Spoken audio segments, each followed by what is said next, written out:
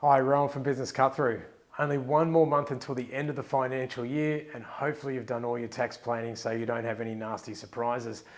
Now that we're about to start a new financial year, let's get a financial plan moving for the next 12 months.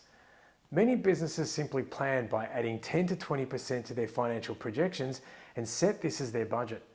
The problem is it's a very generic approach and doesn't take into consideration things like production planning or product delivery.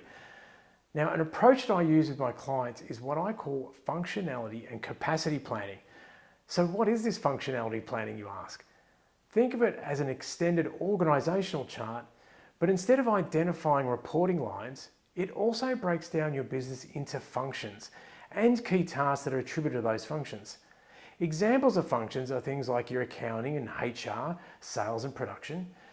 So if your budgeting and your marketing campaign is going to deliver an extra 20% in revenue, then I can look over my functionality chart to see what resource mix I am going to need to be able to deliver on this.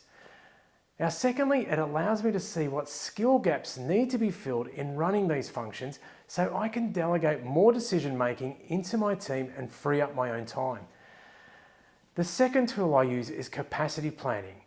Capacity planning, by definition, is the most revenue you can produce given your current functionality or resource mix. This is the science that lives behind the functionality chart. Now, you might be able to engage the 20% of new customer sales, but if you can't deliver or produce the services, then your revenue is capped at your current production levels.